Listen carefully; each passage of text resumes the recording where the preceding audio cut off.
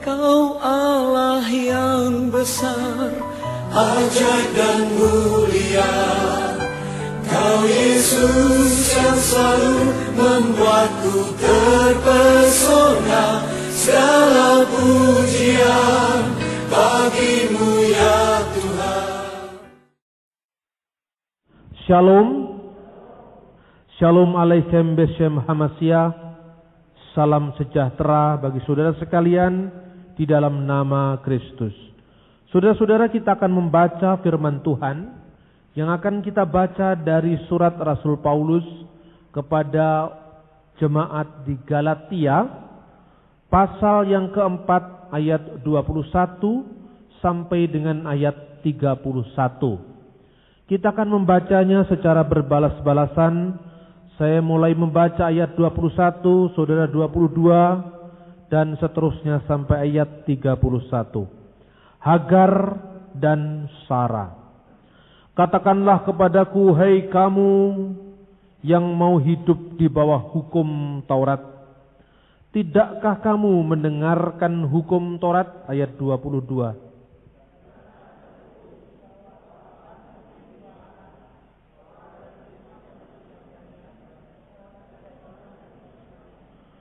Tetapi anak dari perempuan yang menjadi hambanya itu diperanakkan menurut daging, dan anak dari perempuan yang merdeka itu oleh karena janji.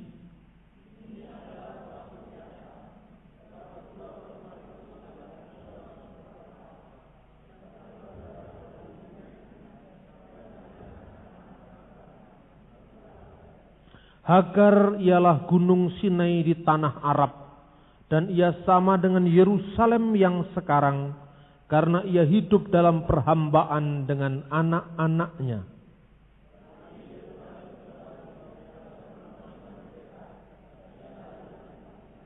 Karena ada tertulis, bersukacitalah hai si mandul yang tidak pernah melahirkan, bergembira dan bersorak-sorailah hai engkau yang tidak pernah menderita sakit bersalin. Sebab yang ditinggalkan suaminya akan memiliki lebih banyak anak daripada yang bersuami.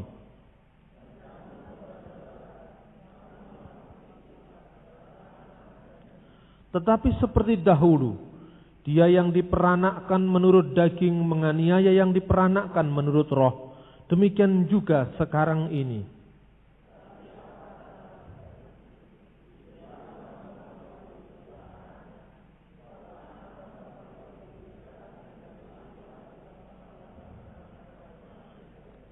Karena itu, saudara-saudara, kita bukanlah anak-anak hamba perempuan, melainkan anak-anak perempuan merdeka.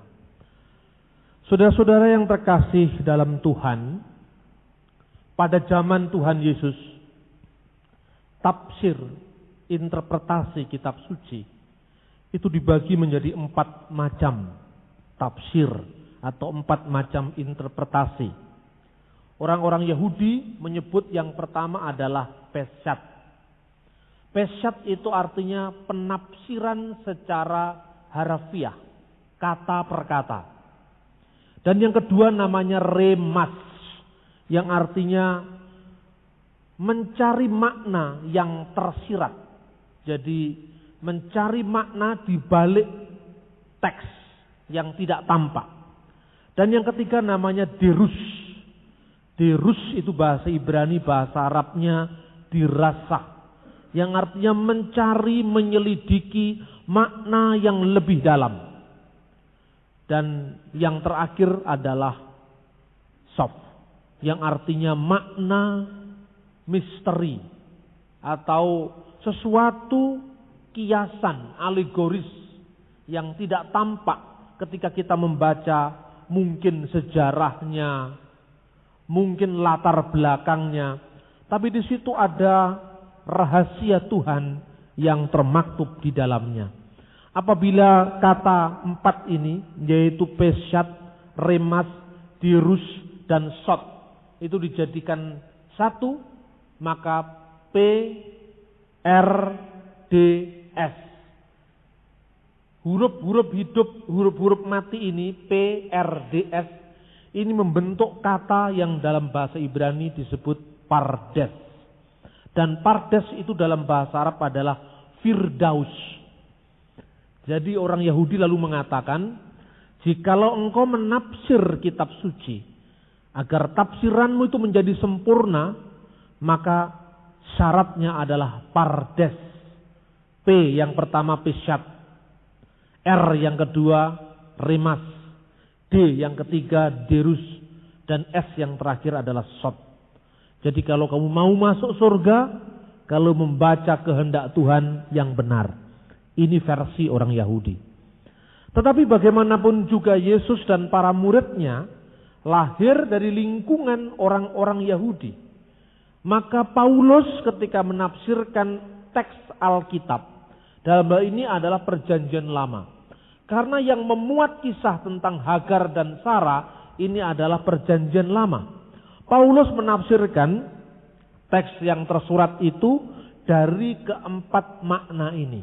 Misalnya, pesyat harfiah. Harfiah itu jelas misalnya, kata nabi artinya pemberita misalnya. Alkitab mengatakan Hagar itu adalah perempuan hamba yang oleh Sarai istri Abraham, karena lama tidak memiliki seorang anak, dipersembahkan kepada suaminya untuk dinikahi. Ini harfiah. Memang secara faktual Sarah adalah seorang nyonya, Hagar adalah seorang budak yang kemudian diangkat hidupnya menjadi seorang istri Abraham. Kemudian yang tersirat. Yang tersirat itu atau remas. Apa makna dibalik pengusiran Hagar dan Ismail misalnya?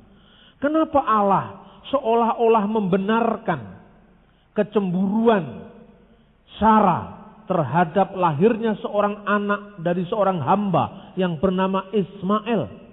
Apakah berarti Ismail tidak dikasih Tuhan sehingga harus diusir? Bagaimana Tuhan itu? Dia mengizinkan Abraham menikahi Hagar dan melahirkan Ismail, tapi hanya karena masalah kecil. Ismail memperolok-olok Ishak misalnya, kemudian Tuhan mengizinkan untuk pengusiran Hagar. Apa makna dibalik peristiwa ini? Nah, ini misalnya. Jadi syarat yang kedua, tidak sekedar yang tersurat, yang jelas-jelas, yang cetok, tertulis di kitab, tetapi makna di sebalik itu. Dalam setiap kehidupan ini tidak ada sesuatu pun yang terlepas dari kehendak Tuhan. Kadang-kadang kita punya doa belum dijawab. Tapi tahu-tahu kemudian terakhir kali, oh ternyata saya mendapatkan sekarang ini seperti ini. Oh berarti Tuhan menginginkan saya mendapatkan sesuatu yang lebih besar dari apa yang saya minta dulu.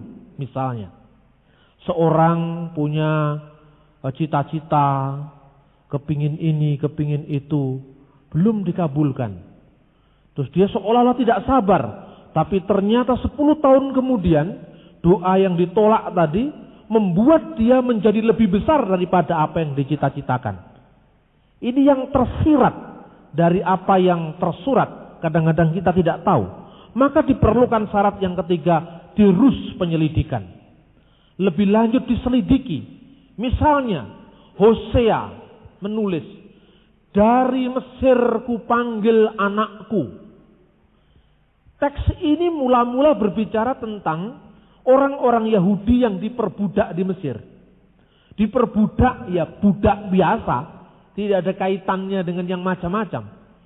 Orang Mesir menindas orang Israel kurang lebih 400 tahun. Dan Tuhan menyelamatkan orang Mesir itu lewat tangannya yang perkasa dengan peristiwa yang namanya Paskah. Paskah adalah dilepaskannya, kata Pesah adalah dilaluinya anak-anak sulung bangsa Mesir dari kematian karena ada tanda darah yang dicipratkan di pintu-pintu rumah orang Israel, dan materai itu menandai dilewatinya orang-orang Israel dari maut. Waktu itu orang Yahudi, ya sudah dia laksanakan saja perintah Tuhan itu. Ternyata lebih daripada itu. Pesah atau Paskah tidak sekedar dilaluinya anak-anak Israel dari kematian karena malaikat maut pada malam hari melewati rumah demi rumah itu. Tetapi lebih dari itu adalah Pesah juga berarti dilaluinya seluruh umat manusia yang percaya pada penebusan Allah di dalam Kristus, dilalui dari kebinasaan kekal. Jadi dulu yang artinya nasional, yang artinya lokal, menjadi arti yang universal. Yang namanya Paskah bagi orang Yahudi, itu tidak lebih daripada 17 Agustusan untuk orang Indonesia. Paskahnya Yahudi itu 17 Agustusan kalau kita. Jadi apa yang diperingati orang Yahudi? Tuhan telah menyelamatkan Israel dari penjajahan, penindasan, perbudakan Fir'aun. Itu saja. Sama, Tuhan telah menyelaksanakan bangsa Indonesia dari penjajahan Belanda dan pendudukan Jepang. Kalau orang Yahudi dulu mengatakan atas berkat rahmat Tuhan, Undang-Undang Dasar kita juga mengatakan atas berkat rahmat Allah yang Maha Kuasa dan didorongkan oleh keinginan luhur supaya berkehidupan kebangsaan yang bebas. Seolah-olah kemerdekaan ini memang benar adalah kasih karunia Tuhan. Jadi yang namanya Paskahnya orang Yahudi yang diperingati dengan pemecahan roti tidak beragi, itu sekedar perayaan nasional pembebasan bangsa Israel dari penjajahan Fir'aun. Tiba-tiba maknanya lebih daripada itu. Bukan sekedar Israel yang dijajah atau diperbudak Fir'aun, tapi seluruh anak-anak Adam yang diperbudak oleh embahnya Fir'aun, yaitu iblis. Bukan sekedar penjajahan fisik, perbudakan fisik di Mesir, tapi perbudakan jasmani, rohani, perbudakan manusia dari dosa. Dan manusia tidak sekedar diancam kematian jasmani, tapi kematian rohani, terhilang dari kemuliaan Allah. Dan darah yang dicipratkan di rumah-rumah orang Israel digenapi tidak sekedar darah domba, tetapi darahnya domba Allah yang suci, mulia sekali untuk selama-lamanya. Amin. Inilah dirus penyelidikan yang lebih dalam. Ternyata Allah menghendaki lain. Maka tatkala Hosea mengatakan, dari Mesir kupanggil anakku. Itu dulu memanggili orang-orang Israel supaya mereka keluar dari Mesir menuju ke tanah Kanaan, yaitu tanah perjanjian. Ternyata maknanya lebih daripada itu. Yesus pada usia bayi, pada usia kecilnya, dibawa oleh ibunya Maria dan Yusuf si tukang kayu, Yusuf An-Najjar yang menjadi pengasuh Yesus ke Mesir. Sampai hari ini gereja di Mesir memperingati kunjungan keluarga kudus ke Mesir. Sampai hari ini. Dan kunjungan itu menjadi sangat meriah karena orang-orang Muslim ikut merayakannya. Sampai hari ini. Makna bahwa dari Mesir kupanggil anakku ternyata lebih daripada sekedar dipanggilnya orang-orang Yahudi menuju ke tanah perjanjian, tetapi juga penggenapan Sang Juru Selamat ketika menghindari pembunuhan Herodes, dan dengan demikian genaplah seperti yang dikatakan kitab suci, dari Mesir kupanggil anakku. Maka Yesus kembali dari Mesir dan tinggal di kotanya Nazaret. Sampai disebut Yesus dari Nazaret. Sampai orang-orang yang mengikut dia disebut orang-orang Nasrani. Karena pengikut Yesus orang Nazaret. Jadi satu peristiwa sejarah bisa berulang dengan peristiwa yang hampir sama, tapi lebih dalam dan lebih paripurna dari peristiwa semula. Nah yang terakhir, itu tadi dirus, yang terakhir adalah shot. Kalau manusia itu tiba pada sebuah benturan karena kehidupan yang sangat sulit, misteri yang tidak terjawab, maka disitulah otak manusia berhenti, terbatas, dan kita bertanya kepada Allah. Kami Tuhan menunggu penggenapan janji-janji-Mu. Kami Tuhan menyerahkan semua yang tidak kami mengerti, yang tidak bisa kami pahami. Kami yakin yang tidak terpahami bukan berarti tidak masuk di akal kami, tetapi mengatasi akal pikiran kami.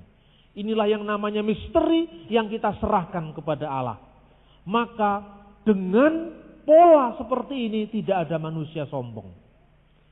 Karena dia seorang teolog yang pintar menguasai banyak bahasa, menguasai banyak dalil-dalil teologi, menguasai banyak ayat-ayat kitab suci, maka menjadi orang Farisi.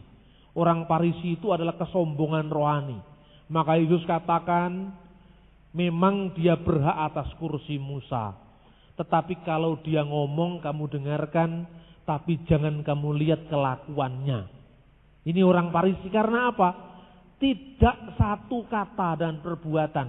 Apa yang disampaikannya, apa yang dikatakannya berbeda dengan apa yang dilaksanakannya.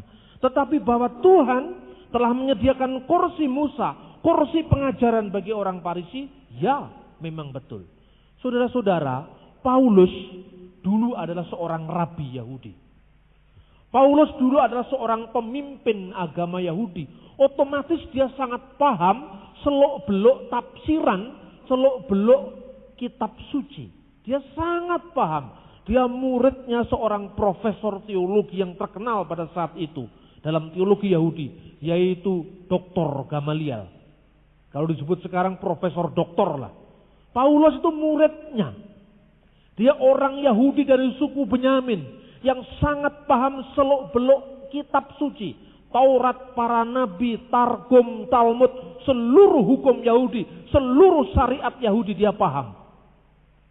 Dan karena pahamnya dia, pinternya dia, hebatnya dia, maka dia menjadi sangat fanatik. Dan ketika muncul komunitas orang-orang Kristen, pengikut Yesus orang Nazaret, dia mengejar-ngejar, menganiaya, bahkan membunuhnya. Itulah Saul, Rabi Saul, yang dalam bahasa Yunani disebut Paul. Itu bahasa Ibraninya Saul. Luar biasa. Bahkan dia ikut menyetujui pembunuhan Stefanus. Stefanus dirajam. Paulus setuju. Tetapi sehebat apapun manusia, sepinter apapun manusia, ketika dia dibenturkan dengan suatu masalah yang tidak mampu dia hindari, di situ dia bertekuk lutut kepada penciptanya. Maka Paulus ketika mengejar-ngejar orang Kristen, dia mendapatkan visi yang namanya visi Damaskus. Penglihatan ketika dia menuju ke jalan Damsyik. Damsyik itu bahasa Arab artinya Damaskus. Maka Tuhan menampakkan diri. Saul, Saul, mengapa engkau menganiaya aku? Dia kaget karena yang mengucapkan itu adalah Yesus, orang Nazaret.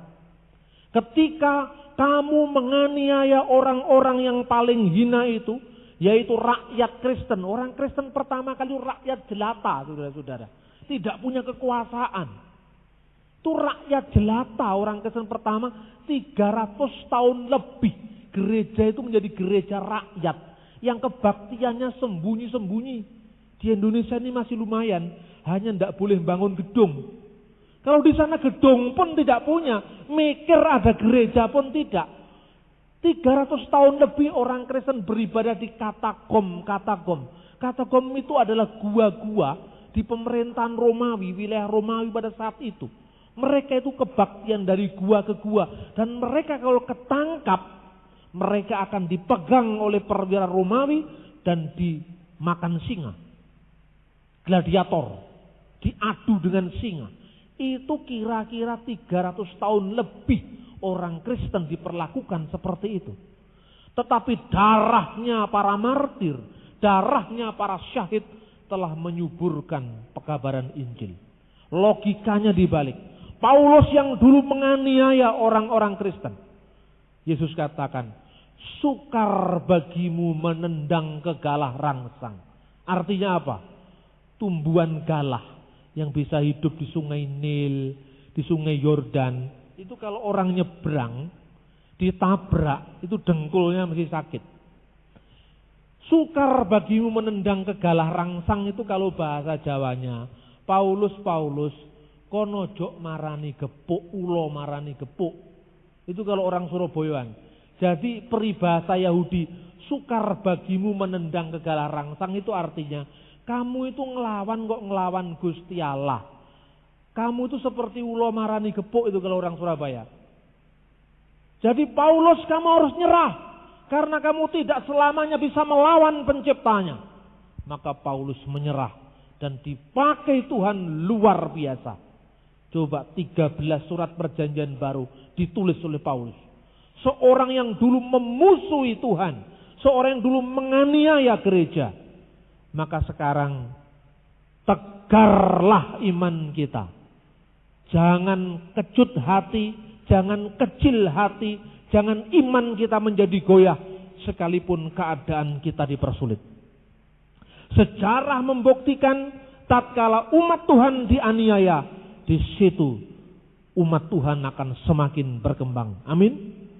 Ketika umat Tuhan dianiaya, di situ Tuhan tidak tinggal diam. Jangan kecil hati. Banyak orang yang tidak tahu apa yang mereka perbuat. Saya membaca di majalah Tempo, secara manusiawi jengkel. Tetapi kalau saya melihat logika rohani, cara pikir secara rohani, itu bukan sesuatu yang baru. Salah seorang komandannya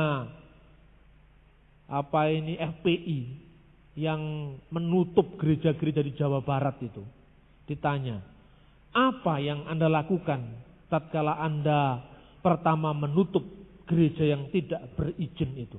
Pertama kami lobby dulu. Kalau mereka sukarela mau menandatangani surat penutupan, ya sudah. Kami baik-baik kami tinggalkan. Yang jelas besok tidak boleh ada kebaktian. Kalau soalnya mereka menolak, kami hadirkan masa 20 orang atau 50 orang. Pertama baik-baik, kalau tidak, ya sudah. Kita kerasi katanya. Loh, lalu apa yang Anda pelajari? Saya latihan bela diri juga. Coba bayangkan, latihan bela diri. Lalu saya juga belajar kristologi. Waduh, hebat sekali belajar kristologi. Tapi saya pesan saudara, ketika membaca ini jangan saudara memakai logika manusia, tapi memakai logika Tuhan. Membaca kitab ini sejak dulu. Orang yang berpikiran secara hukum, dalam pengertian hukum syariah, selalu menganiaya orang yang berpikiran secara roh. Ini tertulis dalam kitab suci. Saya tidak mengatakan bahwa orang yang berpikiran secara syariah hanya orang Islam. Sebab konteksnya Paulus berkata di sini, Yerusalem sekarang ini. Maksudnya apa? Hagar di Gunung Sinai di tanah Arab melambangkan mereka yang hidup di bawah perhambaan. Maksudnya perhambaan apa? Perhambaan hukum agama. Perhambaan syariah Yahudi pada saat itu. Tetapi kita yang dilahirkan oleh roh diibaratkan dengan Iska yang lahir karena anak janji. Ini logika kitab suci. Logika Tuhan seperti itu. Dan pemimpin FPI ini kemudian mengatakan, kalau misalnya tetap sulit, kami akan sandra pendeta. Wah, luar biasa ini. Anda baca Tempo 3 minggu yang lalu. Ya, saya kalau membaca ini, kita doakan saja. Tidak ada apa-apanya kalau dibandingkan dengan Saulus itu. Tidak ada apa-apanya. Saulus itu doktor di bidang teologi Yahudi. Pada zaman itu, saudara-saudara, dia punya kekuasaan, punya intelektual, didukung oleh dana yang besar. Tapi tidak ada yang mustahil bagi Tuhan. Amin. Tidak ada yang mustahil bagi Tuhan kalau Tuhan mau. Kapan saja bisa kehendaknya jadi. Kita akan melihat ketika terjadi penganiayaan. Penganiayaan apa? Ini membayangkan apa yang dilakukan Paulus sendiri sebelumnya. Tentang umat Kristen yang tertindas itu. Coba saudara bisa bayangkan. Kalau murid-muridnya para khalifah zaman Islam permulaan. Itu menjadi khalifah, itu menjadi raja. Maka berlumba-lumba, dan itu kekuasaan ditegakkan dengan peperangan, pedang dan sebagainya. Khalifah Umar itu mati dibunuh. Utsman mati dibunuh. Ali mati dibunuh. Muawiyah mati dibunuh. Seterusnya pembunuhan demi pembunuhan karena apa? Di situ ada kekuasaan yang diperebutkan. Tetapi Paulus mati dibunuh. Petrus mati dibunuh. Thomas mati dibunuh, bukan membunuh, dibunuh. Karena apa? Karena dia rakyat kecil yang tidak berdaya, yang tidak punya kuasa. Petrus itu mati dibunuh di Roma. Rakyat jelata, tidak punya kekuasaan. Sehingga kalau ada pamrih, tidak ada pamrih apa-apa. Tetapi kekristenan yang disebarkan oleh rakyat ini menjadi kekristenan yang berkembang karena penganiayaan. Logika ini yang sulit dijawab oleh para intelektual. Yang sulit dijawab oleh para ahli. Bagaimana gerakan bawah tanah dari orang-orang yang mungkin kurang terpelajar. Karena kebanyakan tidak terpelajar. Paulus terpelajar. Tapi yang lain-lain itu kurang terpelajar. Bisa mengubah dunia. Saudara yang terkasih, Paulus memberikan gambaran tentang kehidupan Abraham. Bulan lalu saya sudah berbicara tentang Abraham. Tetapi sekarang saya mencoba memperkenalkan tafsiran tentang Abraham oleh seorang mantan rabi, mantan pemimpin agama Yahudi yang ditangkap oleh Kristus, yaitu Paulus. Paulus mengatakan, dua anak itu ibarat dua perjanjian Tuhan. Yang pertama adalah anak yang dilahirkan oleh hamba, itu melambangkan anak yang lahir secara biasa karena kehendak daging. Coba Ismail itu kan anak yang lahir karena ketidaksabaran. Ketidaksabaran menunggu saat Tuhan, kan begitu. Menunggu kairos Tuhan. Maka Sarah melalui logika zaman itu, sudahlah, serahkan hambamu itu pada suamimu. Kira-kira masyarakatnya ngomong gitu, supaya kamu ketularan punya anak. Tradisi semacam ini bukannya ada di Yahudi pada saat itu, di Jawa pun ada. Tapi kalau orang Kristen jangan pakai itu lagi. Nanti istrinya tidak punya anak-anak, kemudian pembantunya dikasih suaminya. Jangan mengulangi sejarah lagi. Karena sekalipun Abraham itu tokoh besar, apa perbuatannya yang naif itu? Perbuatan istrinya yang naif itu. Dan Abraham juga oke-oke saja. Apa yang terjadi? Permusuhan Arab dan Israel sampai detik ini yang tidak pernah selesai. Itu karena ketidaksabaran keluarga Abraham. Lu apa Tuhan tidak bisa mencegah? Tuhan bisa mencegah. Tetapi Tuhan itu menghormati pilihan kita. Karena itu buah yang pertama dulu dimakan namanya buah pengetahuan yang baik dan yang jahat. Itu buah pilihan etis. Manusia, Tuhan sebenarnya tidak suka manusia memilih yang jahat. Tetapi Tuhan memberikan pilihan bebas. Maka Tuhan membiarkan manusia memilih. Tapi setelah dia memilih, di situ ada tuntutan pertanggungan jawab. Manusia, di manakah engkau? Artinya, manusia, di mana posisi moralmu? Apa pilihanmu itu benar?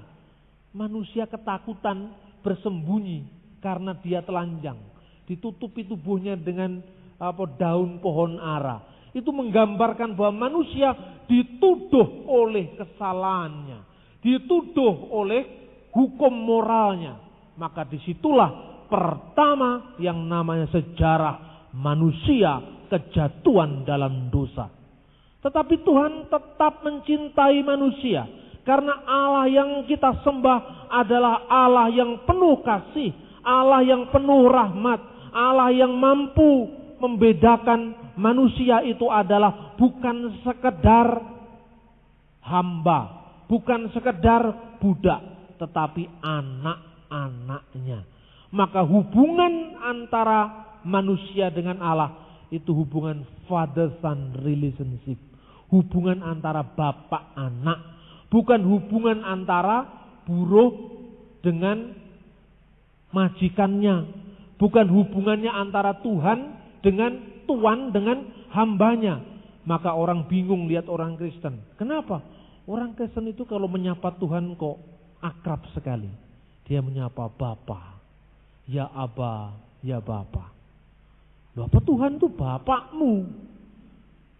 Ya, artinya Tuhan itu menganggap kita ini bukan sekedar apa? Bukan sekedar budak yang disuruh bekerja tanpa tahu kemampuannya untuk bekerja, tetapi seorang anak di mata bapaknya. Kalau anaknya salah, bapaknya memaafkan. Tetapi hubungan bapak anak ini berarti hubungan yang sangat mesra, sehingga manusia selalu berada dalam rengkuan kasih Allah, pengampunan Allah. Dan manusia bertanggung jawab sebagai anak yang bertanggung jawab pada bapaknya. Dan ketika anak tidak mampu, bapak memberikan kemampuan pada anaknya. Karena apa? Itu anak-anaknya sendiri. Makanya ada pepatah Jawa. Kalau anak itu tidak akan bisa dilepas. Tapi kalau orang lain bisa dilepas, mana ada yang namanya budak mendapatkan warisan dari bosnya? Tidak ada. Tetapi anak mendapatkan warisan dari orang tuanya. Dan bagi orang Kristen, warisannya apa? Warisannya adalah kerajaan surga. Amin. Jadi iman Kristen itu memang kualik, saudara-saudara. Terbalik. Mau dicari-cari rumusnya, kalau memahami dengan logika, non-Kristen tidak ketemu. Karena apa? Bagi orang-orang non-Kristen, berbuat baik itu adalah supaya selamat. Kan gitu kan? Berbuat baik itu golek keselamatan. Jadi mencari keselamatan itu dengan cara berbuat baik, melaksanakan ini, melaksanakan itu, melakukan perintah-perintahnya, menjauhi larangan-larangannya. Ini kan sangat hukum sekali kan? Sangat yuridis sekali. Di negara komunis juga gitu. Mematuhi perintah-perintahnya pemerintah.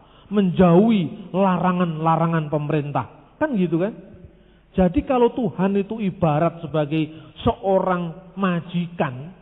Memberi kepada pembantunya. Atau memberikan kepada buruhnya sesuatu. Atas dasar hasil kerjanya. Itu bukan kasih. Tetapi baru adil. Adil itu artinya apa? Memberikan kepada yang berhak haknya. Tetapi kasih itu artinya memberi dengan cuma-cuma.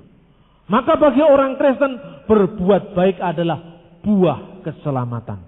Kita berbuat baik bukan supaya, tetapi karena kita sudah diselamatkan. Amin. Dan karena itu kita mesti wajib menjaga keselamatan kita. Inilah makna yang pertama dari hubungan anak perempuan merdeka dan anak seorang perempuan hamba yang hidup dalam perbudakan dengan anak-anaknya. Orang Yahudi sampai hari ini. Ada 613 aturan untuk melaksanakan hukum Taurat. Ini supaya saudara bisa paham betapa Paulus ketika menulis ini bukan sesuatu hal yang ngawur. Orang Yahudi. Misalnya, berhentilah kamu bekerja pada hari Sabat. Itu umum, dirinci. Jangan membunyikan bunyi-bunyian. Jangan menyalakan lampu. Menyalakan lampu itu zaman dulu hanya menyalakan obor. Zaman sekarang dirinci lagi. Mecet ini, sekakalnya listrik krek, itu menyalakan lampu. Itu menyalahi hukum Taurat. Sampai hari ini.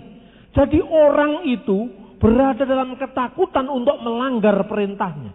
613 aturan. Jangan kamu menyimpan kulit binatang sampai melewati malam. Makanya ketika Petrus diutus Tuhan nginap di rumahnya Simon si penyamak kulit. Wah, ini benar-benar merupakan suatu pembaharuan radikal terhadap syariat agama Yahudi. Karena inti dari hukum Taurat dan kitab para nabi, apa kata Yesus, adalah mengasihi Tuhan Allahmu dengan segenap hatimu, dengan segenap kekuatanmu, dengan segenap akal budimu, dan mengasihi sesamamu manusia seperti mengasihi dirimu sendiri. Itulah kesimpulan seluruh hukum Taurat, syariat Taurat, dan kitab nabi-nabi. Jadi sekarang bayangkan, kalau kasih itu mahkota ajaran Yesus, kalau kasih itu adalah kesimpulan dari hukum, maka justru mestinya hukum itu berlandaskan kasih, bukan hukum menakut-nakuti, bukan hukum menindas, bukan hukum mencari menangnya sendiri. Saudara-saudara, Yesus menolong orang pada hari Sabat, memberi orang makanan. Yesus menolong orang, menyembuhkan orang pada hari Sabat. Kata orang Yahudi, salah, karena ini melanggar syariat Taurat. Karena menyembuhkan orang itu bekerja. Loh, lah inti agama itu kasih, inti syariat Taurat itu kasih, kok menolong malah tidak boleh? Sudah pernah membaca kisah orang Samaria yang baik hati? Ada orang yang turun dari Yerusalem ke Yeriko. Kisah ini berkali-kali, mungkin puluhan kali kita baca. Tapi mari kita kembangkan kisah ini. Kenapa orang Yahudi di depan Yesus tidak berdaya? Ada orang yang dicederai dalam perjalanan dari Yerusalem ke Yeriko itu. Orang ini babak belur. Mungkin dirampok, mungkin apa. Kemudian ada orang Yahudi lewat. Orang Farisi lewat. Dia berlalu begitu saja. Ditinggalkan. Tanpa belas kasihan. Tapi orang Samaria lewat. Tergeraklah hatinya oleh belas kasihan. Orang ini ditolong, dibawa ke penginapan, dibayar sampai sembuh. Yesus cuma berkata sederhana sekali. Mana di antara dua orang ini yang mengenal sesama manusia? Orang tadi menjawab, yang hatinya tergerak oleh belas kasihan. Dia tidak menjawab orang Samaria, karena Samaria itu musuhnya. Samaria itu apa? Samaria itu ya orang yang waktu itu dijauhi oleh orang Yahudi karena dianggap kurang religius, kurang apal dalil-dalilnya Taurat. Mungkin kalau orang sini abangan. Orang abangan itu ya KTP-nya Islam, tapi tidak pernah sembahyang, tidak pernah baca Quran. Lah orang-orang Farisi ini golongannya Egy Sujana itu. Golongannya FPI itu, yang sampai jadi polisinya Tuhan, ngukumi orang-orang yang tidak mau beribadah itu. Nah, tapi ternyata inti dari iman itu bukan apa yang dilaksanakan secara lahir, tetapi apa yang muncul dari hati. Saudara-saudara melihat, mungkin Alkitab tidak mencatat mengapa dia berlalu begitu saja. Saya membaca berbagai macam tafsir, latar belakang ungkapan perumpamaan ini. Orang Yahudi itu kalau mau sembahyang ke bait Allah, ini mungkin pasti orang Yahudi itu terikat pada hukum yang namanya hukum kenaziran, atau bahasa Ibraninya teharot. Teharot itu kesucian, atau Arabnya taharah. Taharah itu artinya bersuci dengan air. Kalau tidak ada air, pasir. Itu orang Yahudi juga ada. Sebelum zaman Islam orang Yahudi sudah mengenal sebelum beribadah ke bait Allah itu harus bersuci dengan air. Kalau di padang pasir tidak ada air, ya pasir. Itu lambang penyucian batin. Nah, yang membatalkan sembahyang seorang imam di bait Allah atau di sinagog itu antara lain dia memegang sesuatu yang najis. Contohnya memegang darah, Darah itu termasuk najis. Jadi kalau pegang darah, bajunya sudah terlanjur putih, mau berangkat ke bait Allah atau mau berangkat ke sinagog, ini batal sembahyangnya. Orang Samaria tidak kenal hukum yang seperti ini. Pokoknya iman itu dalam hati. Kalau saya hidup baik, moral saya baik, dan saya cinta kepada Allah, maka Allah menyelamatkan saya. Sederhana sekali. Kayak orang Jawa, tidak bisa ngomong Bismillahirrahmanirrahim. Gendong rinjingnya, mbok bakul pecel itu mengatakan semelah-semeleh. Ini kalau menurut FPI salah ini. Karena apa itu? Melecehkan ayat-ayat firman Tuhan. Kan gitu. Lu melecehkan bagaimana pancen yo ra iso. Itu memang enggak fasih. Bukan melecehkan. Semelah-semelah itu enggak ada kaitannya dengan bismillah. Semelah-semelah itu artinya hidupnya harus pasrah kepada Tuhan. Lah dia krungu-krungu, bismillah kok seperti semeleh, ya diomong nih semeleh. Yang seperti ini malah tulus. Mungkin di depan Yesus orang ini yang tahu sesamanya. Ini tidak hanya berlaku untuk yang saya ceritakan Egy Sujana, orang Islam, enggak. Berlaku juga untuk kita, orang Kristen di gereja. Jangan kita terikat pada simbol-simbolnya, liturginya, tata caranya. Tetapi penyembahan dalam roh dan kebenaran. Tidak terikat lagi oleh hukum-hukum yang begitu detailnya, yang membuat manusia hatinya malah dijauhkan dari Sang Pencipta. Tetapi justru apakah hati kita terbawa dekat kepada Allah. Ini menyembah dalam roh dan kebenaran. Yesus itu luar biasa, radikal. Anda pernah bercerita, saya ceritakan tentang ceritanya Sunan Kalijogo. Ini bukan ceritanya orang Islam, ini ceritanya orang Jawa ini. Sunan Kalijogo itu dulunya adalah perampok. Masa transisi antara jatuhnya kerajaan Majapahit, munculnya kerajaan Demak. Majapahit hancur, mungkin karena kolusi, KKN, nepotisme, koncoisme. Tapi KKN itu katanya Pak David, kerupuk, kecap, nasi, KKN itu. Karena apa? Di tengah-tengah kesulitan ekonomi, rakyat kecil hanya bisa makan kerupuk, kecap, nasi. KKN itu macam-macam versi. Bung Karno KKN, Soeharto KKN, Gus Dur KKN, rakyat kecil juga KKN. Bung Karno KKN, kanan kiri nona. Pak Harto KKN. Ya itu KKN yang sebenarnya itu. Gus Dur KKN, kanan kiri nuntun. Rakyat kecil juga KKN, kerupuk, kecap, nasi. Semua KKN. Situasi Majapahit yang masih sangat-sangat rawan, rakyat kelaparan, banyak jadi begal, banyak jadi copet di pinggir jalan. Raden Said itu yang namanya Sunan Kalijogo akhirnya. Dia tukang begal di pinggir jalan. Suatu saat ada seorang sunan lewat. Ini dongeng, enggak sungguhan. Sunan lewat itu namanya Sunan Bonang. Katanya Profesor Slamet Mulyana, Bonang itu dari kata Bonan. Jadi dinasti Bo itu dari orang-orang Tiongkok. Itu macam orang-orang Hokian, macam-macam kan dari sana itu ke sini.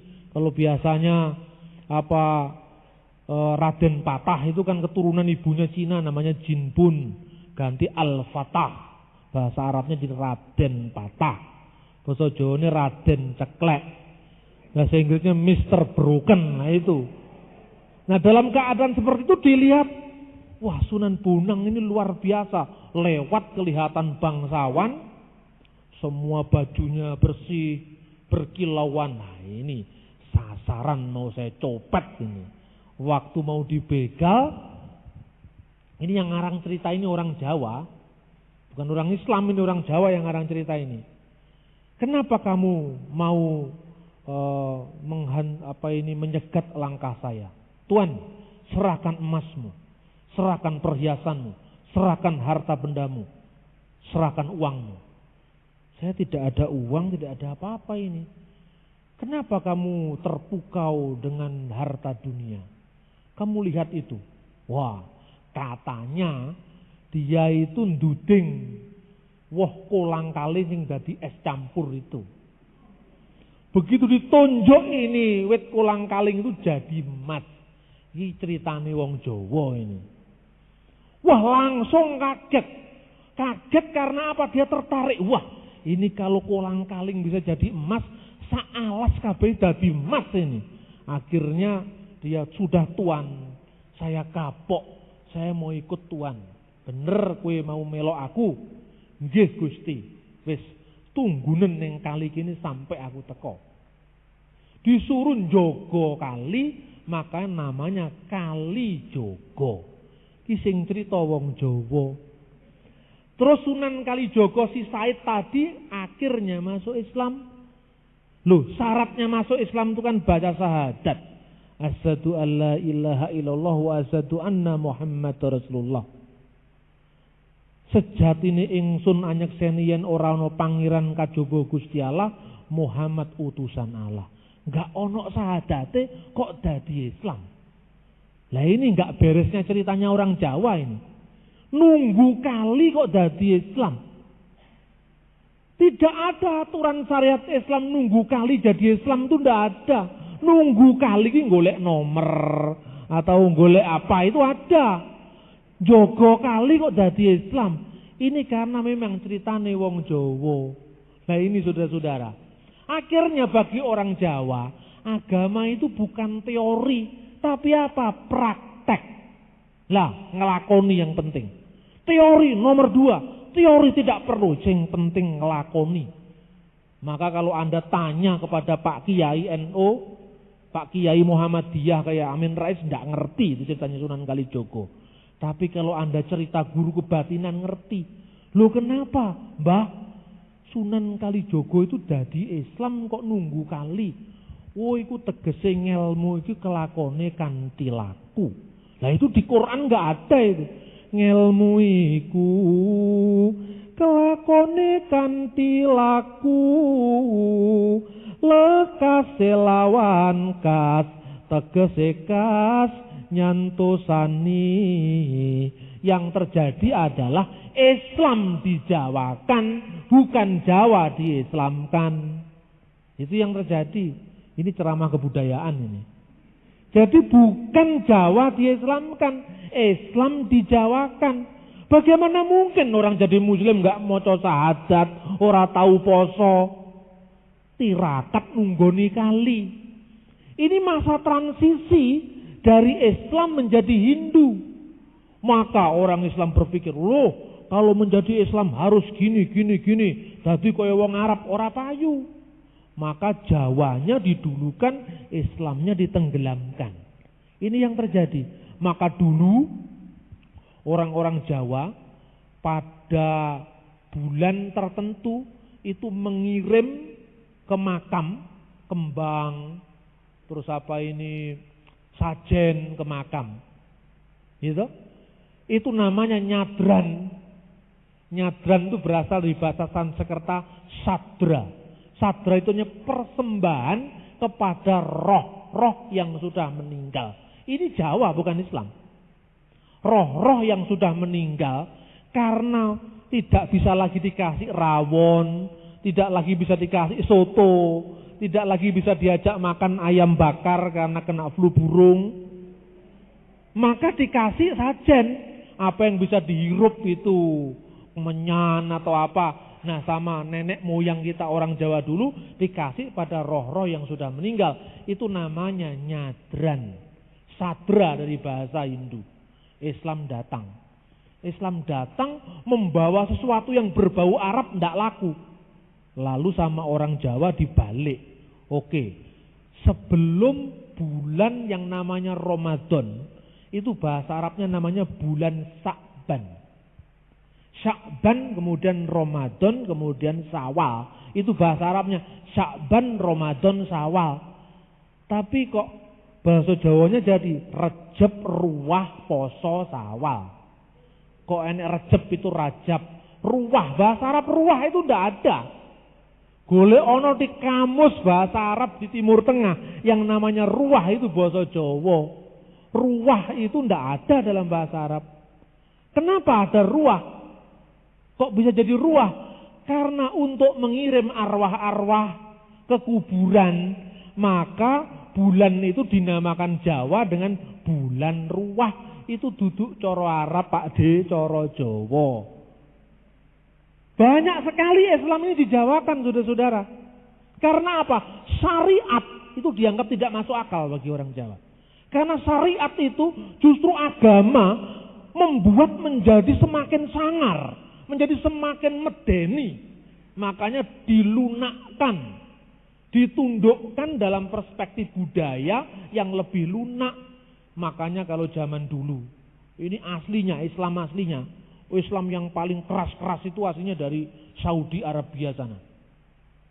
Di sana tidak ada tradisi kekuburan, tidak ada. Di sana tidak ada tradisi tahlil, tidak ada. Tahlil itu yang untuk orang mati tidak ada di sana. Semua pokoknya saklek, hitam atau putih, hitam atau putih. Orang mati dilempar aja sudah. Itu orang Saudi Arabia. Di sana tidak boleh ada gereja. Nah ini. Negara Arab itu bukan hanya Arab Saudi. Kalau di Mesir gereja banyak. Malah orang Kristen di sana itu jumlahnya cukup banyak. Ada sekitar 23 juta orang Arab Kristen itu pokoknya di luar Saudi Arabia. Semua boleh, di Irak boleh, Yordan boleh, Palestina oke, Syria oke. Tapi Saudi Arabia tidak. Makanya Jawa Pos tadi pagi saya baca. Itu ada seorang tokoh muslim diwawancarai oleh komunitas Utan Kayu. Yang mewawancarai Muhammad Guntur Romli. Ditanya, bagaimana konsep syariah Islam itu mau diperkenalkan kepada orang Indonesia? Sementara di negara Arab aslinya, orang Kristen itu warga negara kelas 2. Bahkan tidak boleh ada. Katanya tokoh Islam yang moderat ini mengatakan, itulah pelecehan terhadap agama Islam. Kan aneh, kenapa di Mekah orang tidak boleh bangun gereja, tapi kok di Roma boleh ada masjid? Ini kan tidak adil, coba. Loh, tapi kalau ada jilbab dilarang di Perancis, kan omongannya jadi macam-macam di sini. Perancis memusuhi umat Islam kan gitu. Loh ini kan menangnya sendiri. Tidak ada Perancis musuh umat Islam itu. Di sana pakai kalung salib di sekolah pemerintah, tidak boleh. Karena apa? Negara-negara barat itu negara sekuler. Negara sekuler itu adalah intinya memisahkan agama dari negara. Sekolahnya negara itu ya negara, nggak ada agama. Kipa Yahudi yang segini kecil itu, kayak batok itu, dilarang di sekolah pemerintah. Salib dilarang di sekolah pemerintah. Otomatis jilbab juga dilarang di sekolah pemerintah. Itu bukan hanya Islam yang dilarang. Lah kenapa tidak mengatakan jilbab dilarang di Perancis? Kalau gitu Perancis anti-Islam. Salib dilarang di Perancis. Apa mengatakan salib berarti Perancis anti-Kristen? Kipa Yahudi dilarang di Perancis. Apa berarti Perancis anti-Yahudi? Lah ini namanya pembodohan atau pemalsuan informasi di Indonesia. Perlu dicegah, tidak boleh. Saya sekarang setiap bulan menulis di tabloid yang namanya tabloid transformasi. Saya menulis rutin setiap bulan, judulnya Trans Timur Tengah. Jadi semua dari Timur Tengah itu saya nulis. Sebab apa? Selama ini ngomong Timur Tengah yang nulis selalu orang Islam. Dan selalu yang ditonjolkan itu pojok-pojoknya saja. Dan ketika muncul di Indonesia, neng kono tukaran rebutan lengo, neng kini jadi tukaran agama. Gitu? Di sana itu tidak ada kaitannya dengan tengkar masalah agama, di sini dari persoalan agama. Ini yang membuat negara kita semakin hari semakin sempit wawasan berpikirnya.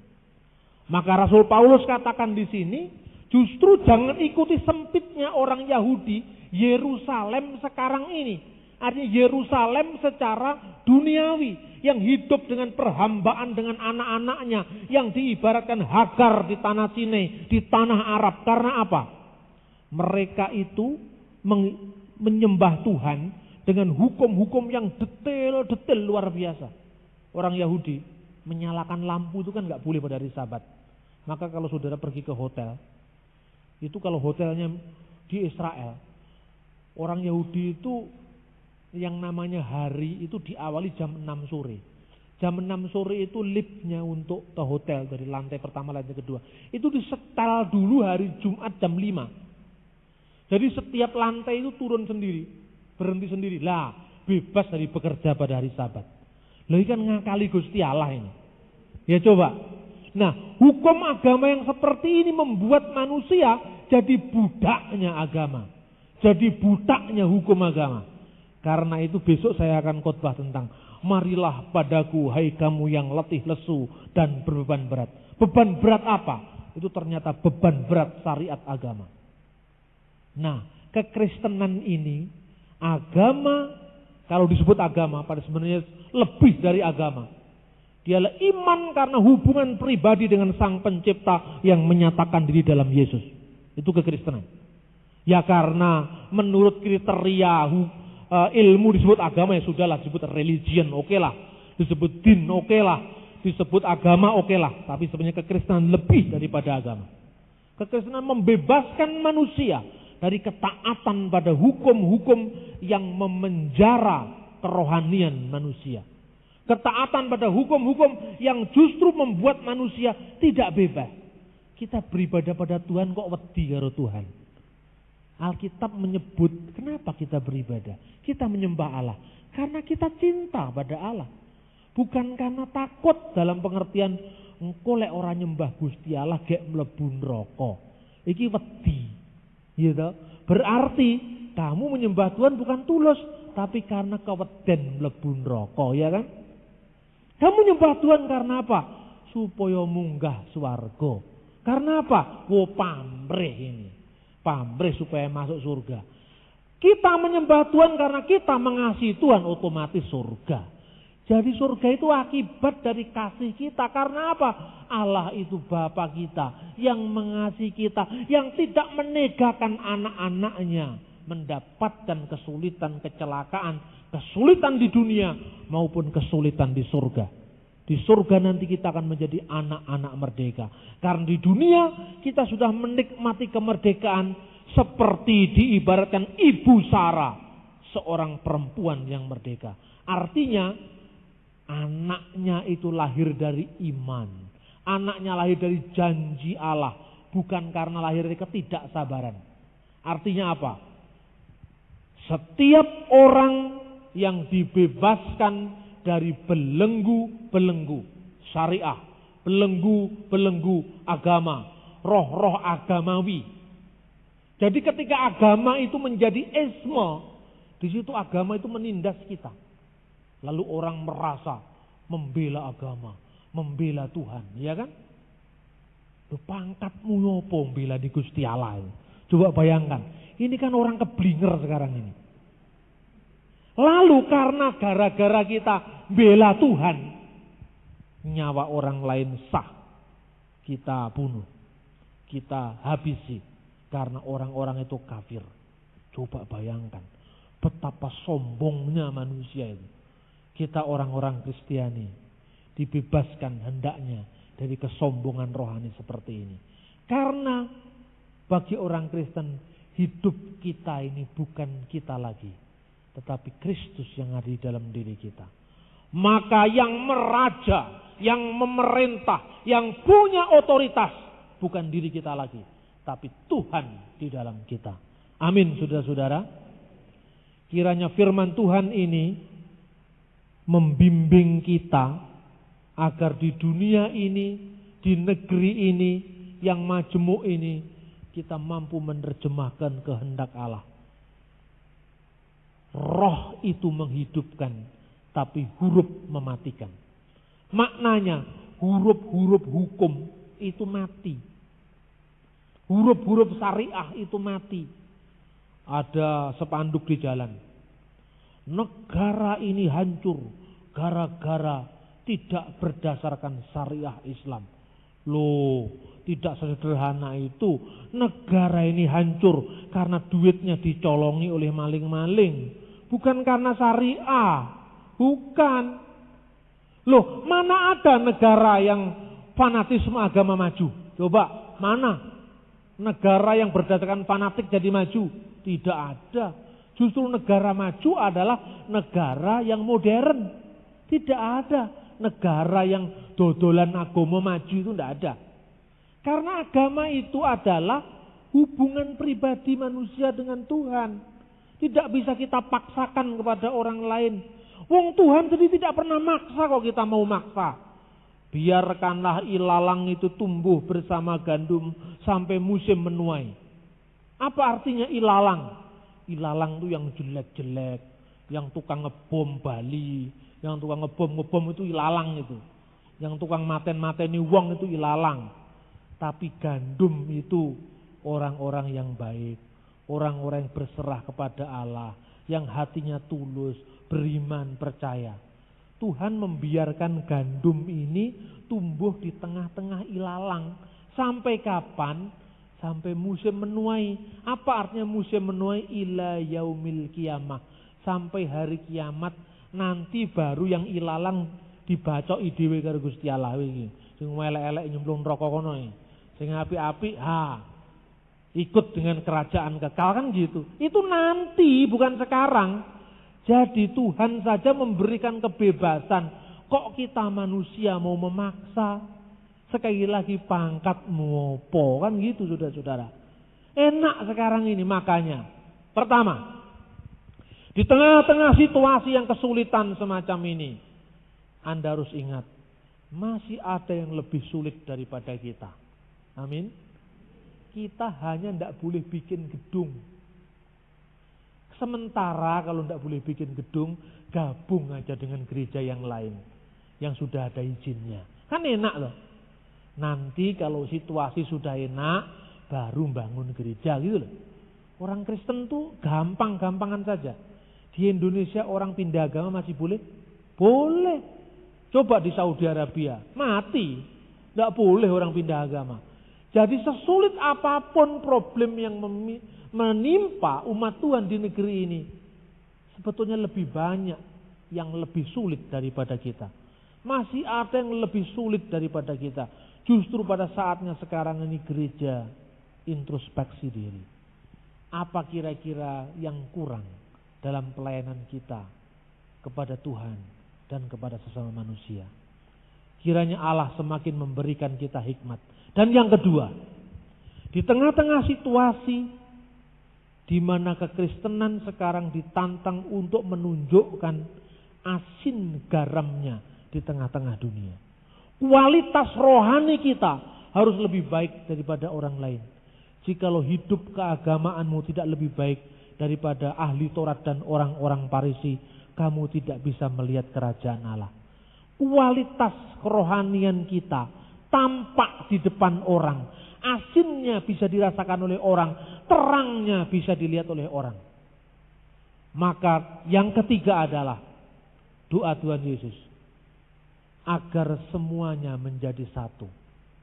Seperti aku dan engkau satu ya Bapa, agar dunia percaya. Kalau umat Tuhan terpecah-pecah, egois, mementingkan kepentingan sendiri-sendiri, di sini tidak menjadi kesaksian bagi banyak orang. Apa bedanya jadi orang Kristen? Kristen juga sama, pecah-pecah. Kristen juga sama, tidak bisa rukun. Mari kita tunjukkan persekutuan tubuh Kristus yang satu mengatasi bentuk fisik kita yang berbeda-beda. Mungkin kita memiliki saudara seiman yang banyak dari tradisi, liturgi, cara ibadah yang berbeda-beda. Tapi sudah saatnya kita lupakan perbedaan itu. Penderitaan mereka, penderitaan kita. Apa yang menimpa misalnya ada gereja A dibakar.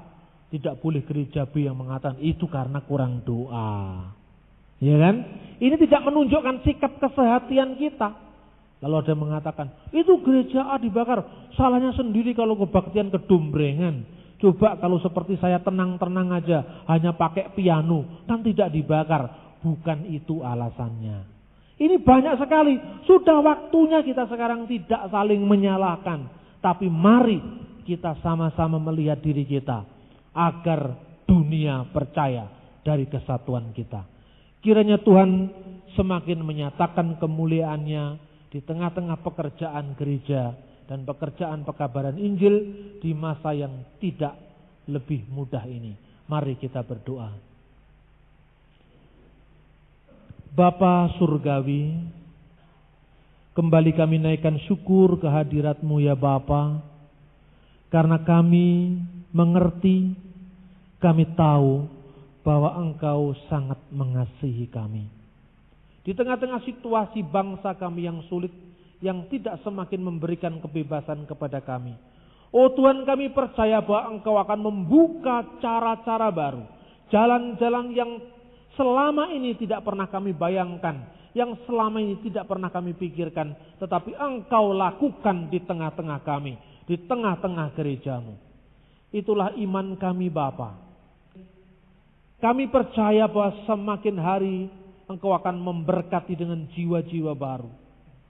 Karena Tuhan, firman yang diberitakan adalah firman yang menyegarkan bagi setiap dahaga jiwa kami. Terima kasih Bapa, Engkau tolong setiap kami Tuhan. Dan Engkau nyatakan kemuliaan-Mu, Engkau nyatakan kasih-Mu di tengah-tengah kami, agar kami siap untuk menjalani masa-masa yang tidak mudah bagi negeri ini.